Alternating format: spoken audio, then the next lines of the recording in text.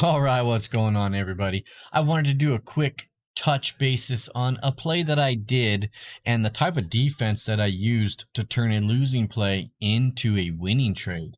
So, Apple guys, I do this one DTE style trade every now and then.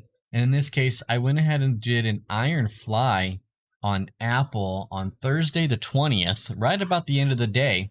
And the goal is to usually snag about 10-20% out of it come Friday morning with this 1 day DTE. So in this case, I played Apple with an iron fly.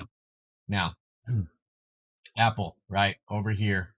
And it was trading right around the 470 marker towards the end of the day. And it started to run a little bit, just as power hour does.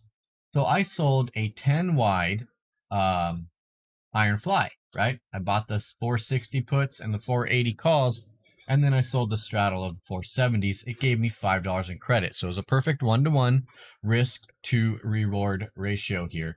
And then, of course, it started to move up a little bit after hours. I was okay with that. Started to come down. I got a little bit excited here. Thought it was going to come back down towards 470. And as we all know here, Apple went like crazy on Friday and made new all-time highs and ended up pretty much just shy of $500 on Friday.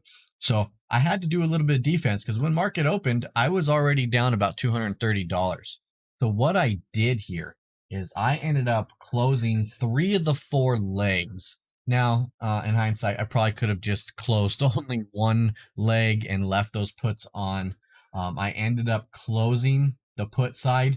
They actually had about $20 in premium, so I could have made a little bit more money here. But nonetheless, I closed it. The outcome was still the same.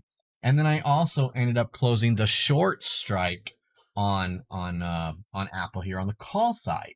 So right, I bought to I sold to close the 460 puts and bought to close the 470 puts. So that vertical spread was gone. And then I bought to close the short 470, and I left on the long 480 leg to let it run because Apple was running right now.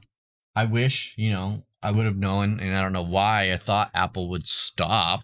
Right, Apple just did not stop, but I ended up closing that Apple one about an hour later. Let it run, let it run up a little bit, and then I ended up closing it.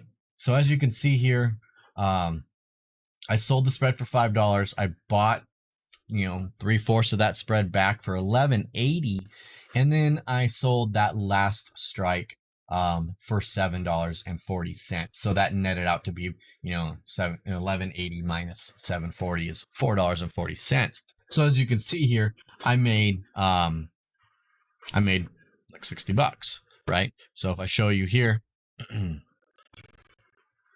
you can see here, right? Apple Iron Fly, I sold it for $5.